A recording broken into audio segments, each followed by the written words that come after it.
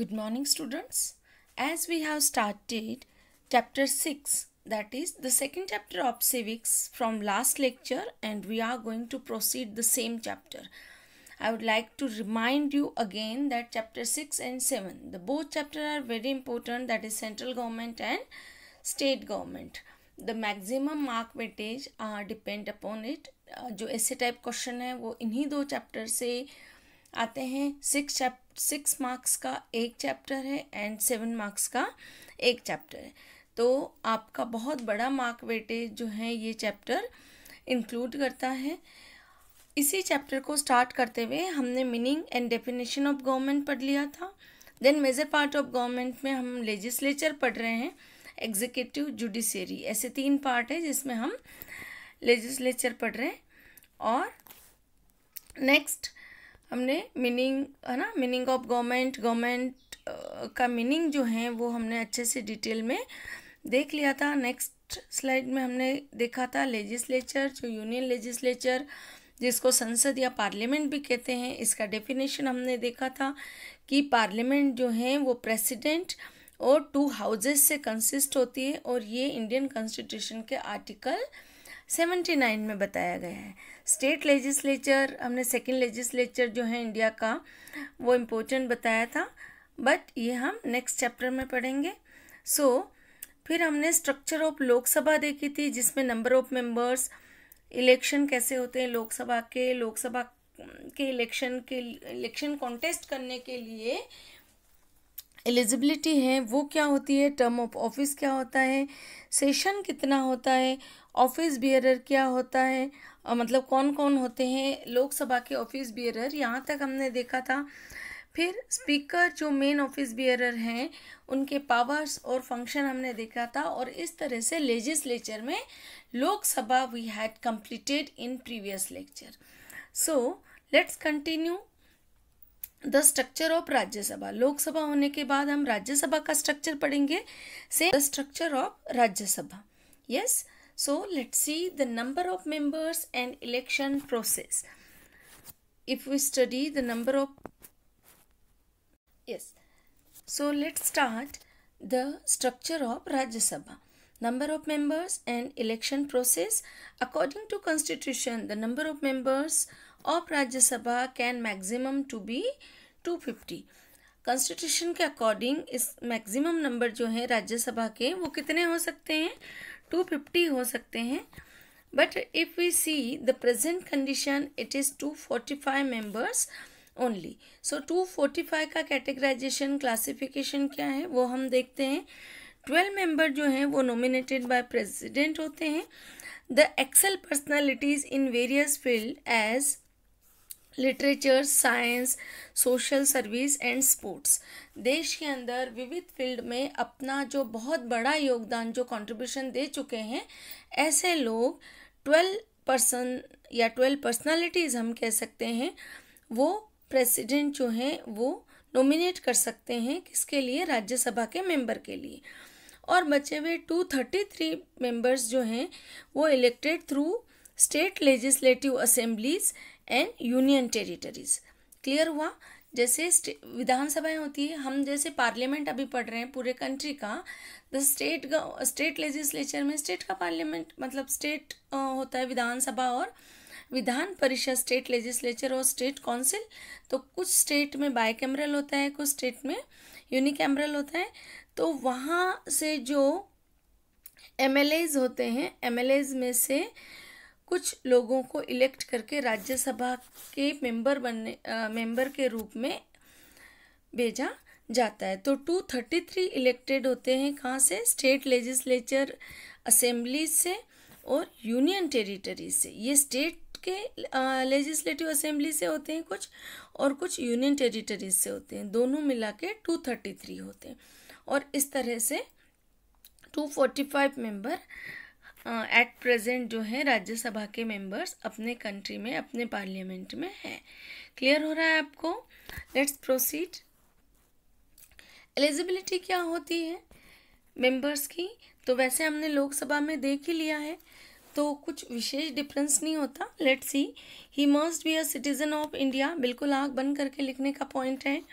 He must have completed the age of 30 year, यहाँ by mistake most हो गया है, थोड़ा सा इसको स्पेलिंग करेक्ट कर लीजिएगा, ही मस्ट, ठीक है, MUST, he must have completed the age of 30 year. एक यही पॉइंट है जो लोकसभा और राज्यसभा के एलिजिबिलिटी जो हैं वो डिफ्रेंशिएट करता है। लोकसभा में हमने देखा था 25 ईयर्स ऑफ कंप्लीशन होना चाहिए और यहाँ पर 30 years of completion.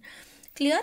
You should not hold any office of profit under the government of India और एनी स्टेट गवर्नमेंट। हमने देखा था कि किसी भी तरह से स्टेट ऑफ प्रॉफिट में नहीं होना चाहिए, अर्थात गवर्नमेंट जॉब वो कैंडिडेट नहीं कर रहा हो, ना स्टेट गवर्नमेंट के अंदर और ना ही सेंट्रल गवर्नमेंट के अंदर। क्लियर?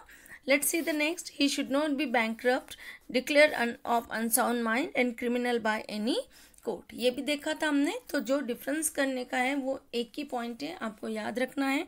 30 इयर्स होनी चाहिए मिनिमम एज राज्यसभा के मेंबर होने के लिए, और लोकसभा के मेंबर होने के लिए मिनिमम एज जो है वो 25 होनी चाहिए। क्लियर? टेन्योर देखते हैं। As Rajya Sabha is a permanent house and is not subject to dissolution. Rajya Sabha को परमानेंट हाउस भी कहते हैं, ये हम पढ़ते आ रहे हैं वैसे तो 6th क्लास से ही, ठीक है, क्योंकि ये पूरी तरह से डिसोल्यूशन होती नहीं है, डिसोल्यूशन का कोई बात ही नहीं होता। 1/3 जो मेंबर्स हैं इसके वो हर दूसरे साल में रिटायर्ड होते रहते हैं और उसकी जगह नए आते रहते हैं। The member who is elected for a full term serves for a period of 6 year, और जो फुल टर्म के लिए इलेक्ट हुआ है वो मेंबर 6 ईयर्स के लिए अपनी सर्विस देता है। बट फिर भी मैं फिर से रिमाइंड कराना चाहती हूँ, 6 ईयर के बाद पूरी राज्यसभा डिसॉल्व नहीं होती है, क्योंकि हर second year, each every second year 1/3 of member जो हैं वो रिटायर्ड होते रहते हैं और नए आते रहते हैं, तो ये सिलसिला चालू रहता है एंड दैट्स वाई राज्यसभा को हम परमानेंट हाउस भी कहते हैं। Clear? Let's see the next. Office bearer अगर हम राज्यसभा के देखते हैं, then who are the office bearer of Rajya Sabha? 2 office bearers of Rajya Sabha are chairman and deputy chairman. Clear? Chairman, deputy chairman. Lok Sabha में क्या देखा था? प्रेसिडेंट एंड वाइस प्रेसिडेंट, ठीक है, deputy president. And now let's see, the Vice President of India is the ex officio chairman of Rajya Sabha. His tenure is of 5 years. जो हमारे देश के वाइस प्रेसिडेंट होते हैं वही राज्यसभा के चेयरमैन होते हैं, या चेयरपर्सन कह सकते हैं अगर वाइस प्रेसिडेंट में कोई लेडी हो तो। Rajya Sabha elects one of its member as deputy chairman for term of 6 year, और राज्यसभा अपने मेंबर्स में से किसी एक मेंबर को जो है वो डेप्यूटी चेयरमैन के रूप में 6 साल के कार्यकाल के लिए चुनती है। क्लियर? तो प्रेजेंट अगर हम बात करते हैं पार्लियामेंट की, तो चेयरमैन ऑफ राज्यसभा है the vice president of India Shri Venkaiah Naidu, और द डेप्यूटी चेयरमैन है राज्यसभा के Shri Harivansh Narayan Singh.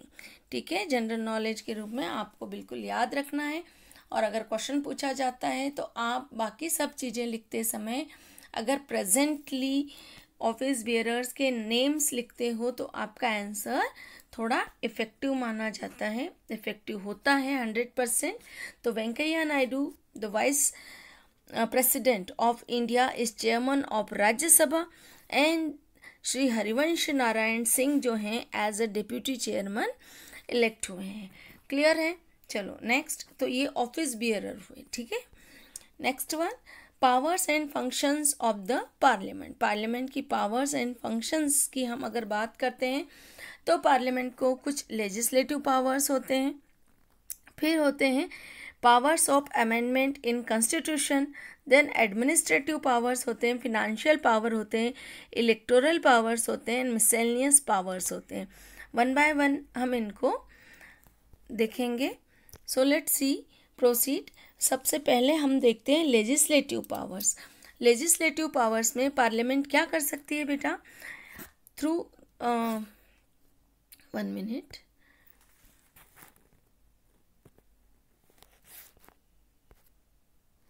Yes, legislative powers की हम बात करते हैं तो to create laws keeping in view national interest, देश के हित को ध्यान में रखते हुए लॉज बनाना, कुछ नए लॉज क्रिएट करना, या जो पुराने लॉज हैं जो देश के हित में नहीं हैं उनको रिमूव करना, ये लेजिस्लेटिव पावर्स में आते हैं. Then to make laws on the subject mentioned in union and concurrent list, to make laws of residual subject. ठीक है. Next the power of amendment in constitution. Constitution में भी जो है अमेंडमेंट का राइट किसको है? पार्लियामेंट को है. Bill for amendment in constitution can be initiated in either house of parliament. Constitution amendment can be made by a simple majority of the house or 2/3 majority of the both house separately. तो ये दोनों situations में constitution में amendment कुछ जो needed changes होते हैं वो कर सकते हैं. क्लियर है? Next see the financial powers. Indian parliament holds absolute powers on the national finance, and budget cannot be proposed by finance minister without approving by the parliament. 100% finance minister जो है वो बजट अनाउंस करता है, but बिना parliament के approving के वो budget announce नहीं कर सकता, प्रपोज नहीं कर सकता. तो इस तरह से ये फिनेंशियल पावर्स जो हैं वो पार्लियामेंट को है. लेट्स सी एडमिनिस्ट्रेटिव पावर्स में the parliamentary system has been set up by the Indian constitution. Indian constitution में पार्लियामेंट्री सेटअप को पूरी तरह से डिफाइन किया हुआ है. और according to constitution the union executive that is the cabinet is accountable to the parliament. Parliament के लिए अकाउंटेबल जो संस्था है या अकाउंटेबल जो लोग हैं वो कौन है? तो पार्लियामेंट की कैबिनेट जो है वो अकाउंटेबल है, जवाबदार है. ठीक है. The cabinet can remain in the office till it has the support and confidence of the majority in Lok Sabha. जो कैबिनेट होती है वो लोकसभा के टोटल कैंडिडेट की मेजोरिटी जब तक उनको होती है तब तक ही वो अपने पावर में होती है. The parliament can hold control over the executive and in different ways. जो एग्जीक्यूटिव होते हैं मतलब जो ऑफिसर्स वगैरह होते हैं उन पर भी डिफरेंट वेज में लोकसभा का पार्लियामेंट का कंट्रोल होता है. वो उन कैबिनेट मिनिस्टर्स को अपने अपने फील्ड में किए गए कामों के बारे में, वर्क के बारे में क्वेश्चन कर सकती है, सारा ब्यौरा ले सकती है और काम प्रॉपर देश हित के साथ हो रहा है या नहीं हो रहा है इन सब बारे में पता कर सकती है. तो इस तरह से पार्लियामेंट को ये अधिकार होता है. आगे हम बात करेंगे इलेक्टोरल पावर्स की. तो according to article 54 of constitution parliament has several electoral powers. According to article 66 of constitution the elected members of both houses of parliament elect vice president. अब इलेक्टोरल मतलब चुनाव के बारे में इनको क्या क्या पावर है पार्लियामेंट को वो हम देखते हैं. तो सबसे पहले हमने डिफाइन किया कि कॉन्स्टिट्यूशन का 54 जो आर्टिकल है वो पार्लियामेंट को इलेक्टोरल पावर्स देता है. वन वर्ड क्वेश्चन में आपको पूछा जा सकता है, या तो कंप्लीट क्वेश्चन आए 2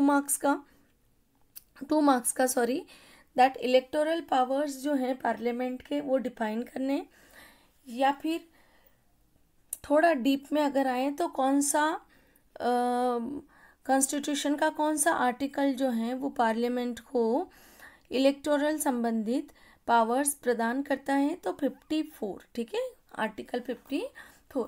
फिर अकॉर्डिंग टू आर्टिकल 66 जो है बोथ हाउसेज हैं पार्लियामेंट के, जो राज्यसभा और लोकसभा, वो पार्लियामेंट के वो वाइस प्रेसिडेंट का चुनाव करते हैं. क्लियर?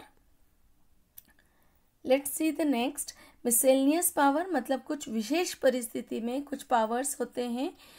तो उनमें फर्स्ट हम देखते हैं both houses of parliament can pass the impeachment motion against the president. जब हम प्रेसिडेंट को डिटेल में पढ़ेंगे तब हम देखेंगे कि इम्पीचमेंट मोशन क्या है. तो अविश्वास प्रस्ताव एक तरह से हम कह सकते हैं जो प्रेसिडेंट को अपने कार्यकाल से जल्दी डिसॉल्व करता है, डिसमिस करता है.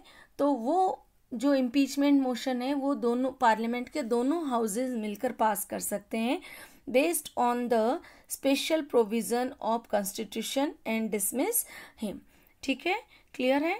इसको हम डिटेल में, ये पूरा इम्पीचमेंट मोशन क्या होता है और इसका प्रोसेस क्या होता है, ये हम जब प्रेसिडेंट पढ़ेंगे तब क्लियर करेंगे।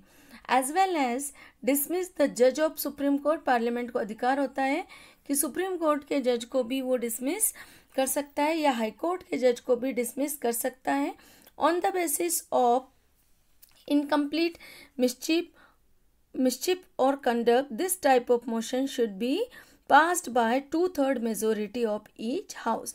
पर कुछ conditions होती है, certain conditions complete होने के बाद, वो प्रूव होने के बाद ही ये कर सकते हैं। किसी पार्लियामेंट के किसी सिंगल बंदे पर ये डिपेंड नहीं होता। थर्ड पावर हम देखेंगे, the motion to remove the vice president should be approved by the Lok Sabha. Lok Sabha के द्वारा वाइस प्रेसिडेंट को रिमूव करने का अगर मोशन अप्रूव होता है तो वो वाइस प्रेसिडेंट को भी रिमूव कर सकते हैं। For the effectiveness of emergency declared by the president the approval of both houses is need. अगर प्रेसिडेंट इमरजेंसी पावर देश के अंदर लागू करता है तो उसके लिए भी दोनों हाउसेस की जो अप्रूवल है वो नीड होती है। केवल सिंगल प्रेसिडेंट के ओपिनियन पर प्रेसिडेंट ये काम नहीं कर सकता है। फिफ्थ पॉइंट में हम देखेंगे, the president's rule is exercisable for 6 months as a time. In case of more need it can be extended up to 6 months by the assent of both houses of parliament. ठीक है, 6 काल तक जो है इसको एक्स्ट्रा बढ़ा दिया जाता है, पर उसके लिए भी पार्लियामेंट का अप्रूवल होना ज़रूरी है। अर्थात बिना पार्लियामेंट के अप्रूवल के प्रेसिडेंट के हाथ में कुछ विशेष डिसीजन लेना नहीं होता है। Now we will see the powers and functions of Lok Sabha. So the powers and functions of Lok Sabha also we have divided into legislative powers, financial powers, powers to control the executive, powers of constitutional amendment and role of an electoral college. तो पहले हमने जो बात करी थी, हम दोनों combine कर रहे थे। पूरा पार्लियामेंट में दोनों हाउसेज इंक्लूड होते हैं, लोकसभा और राज्यसभा। अब हम पर्सनली सिर्फ लोकसभा की बात करेंगे कि लोकसभा को जो है वो क्या पावर्स होते हैं और लोकसभा के क्या फंक्शंस होते हैं। In this picture you can see the premises of Lok Sabha, the interface of Lok Sabha. ऐसा होता है, इस तरह से लोकसभा का सिटिंग अरेंजमेंट होता है। There is president on the honourable chair. ठीक है, लेट्स प्रोसीड। लेजिस्लेटिव पावर्स की अगर हम बात करते हैं तो according to constitution the parliament of India can make laws on federal list, concurrent list and state list. तो हमने ये पढ़ा है फेडरल लिस्ट क्या होती है, कॉन्करेंट लिस्ट क्या होती है, स्टेट लिस्ट क्या होती है, फेडरल। ठीक है, तो इन तीनों के अंदर जो भी अमेंडमेंट करना होता है, जो भी लॉज बनाने होते हैं, कुछ चेंजेस करना होता है, उसका अधिकार लोकसभा को होता है। अब हम पार्लियामेंट की जगह वर्ड यूज करेंगे Lok Sabha. Why? Because in previous topic we were see the parliament, ना, the powers and functions of parliament, but now in this point we are personally seeing the powers and functions of Lok Sabha. Is that clear? So financial bills and bills of amendment are sent to President for signature after the approval of both houses of Parliament. Financial powers की हम बात करते हैं तो these powers are provided only to Lok Sabha. Financial powers सिर्फ लोकसभा को ही provided है according to Article 109. Just remind that according to Article 109, money can be proposed in Lok Sabha only. Sorry, money bill. Here should be, just do correction, money bill. Okay, money bill can be proposed in Lok Sabha only. Rajya Sabha can propose amendments in the bill, but not to accept them or not depend on the choice of और not depends on the choice of Lok Sabha. Lok Sabha क्या राज्यसभा क्या कर सकती है, money bill को सिर्फ कुछ amendments के लिए सोच सकते हैं, बट एक्सेप्ट करना या नहीं करना ये कम्प्लीटली किस पर डिपेंड होता है, लोकसभा पर. इन शॉर्ट हम ये कह सकते हैं कि मनी बिल पास करना सिर्फ लोकसभा के अधिकार में है. नेक्स्ट पॉइंट हम देखते हैं, powers to control the executive. Executive जो ऑफिसर्स होते हैं उनको हम जनरली एग्जीक्यूटिव सिविक्स में, पॉलिटिकल साइंस में, ठीक है, वर्ड हर जगह यही आएगा. तो द कैबिनेट मिनिस्टर जो भी होते हैं, तो the cabinet is accountable to the parliament. It only enjoys its office till the get trust of Lok Sabha. जो भी कैबिनेट मिनिस्टर्स होते हैं या जो पूरी कैबिनेट हम बात कर सकते हैं पार्लियामेंट की, ये अपने राइट्स तभी तक एंजॉय कर पाती है जब तक उसे लोकसभा का ट्रस्ट मिला हुआ है. Clear. Next, powers of constitutional amendment. संविधान में कुछ अमेंडमेंट करने का जो पावर है वो भी लोकसभा के पास है. According to article 368 Lok Sabha got the right to amend the constitution with Rajya Sabha. तो आर्टिकल नंबर ध्यान रखना है यहाँ पर आपको, 368. Clear. Role of an electoral college. अगर हम इलेक्टोरल कॉलेज की बात करते हैं तो क्या लोकसभा का क्या पार्ट है यहाँ पर. According to article 54 elected members of Lok Sabha and Rajya Sabha with the elected members of state legislative assembly together elects the president. ठीक है. तो इलेक्टोरल कॉलेज की अगर हम बात करते हैं तो लोकसभा को राज्यसभा के साथ मिलकर अपना प्रेसिडेंट इलेक्ट करने का अधिकार होता है. और state legislative assembly, members of state legislative assembly, that is MLAs also. Clear. अब हमने लोकसभा के फंक्शन जैसे देखे वैसे ही राज्यसभा के फंक्शन देखेंगे. ऑलमोस्ट सिमिलर होते हैं, सिर्फ लोकसभा को राज्यसभा के कंपैरिजन में मनी बिल वगैरह, कॉन्स्टिट्यूशन में अमेंडमेंट वगैरह कुछ जो पावर्स हैं वो एक्स्ट्रा होते हैं. अभी हम इस लेक्चर में नहीं पढ़ेंगे, otherwise you will get confuse. Same words बार बार रिपीट होते हैं. So we will see this in next lecture. Thank you very much बेटा.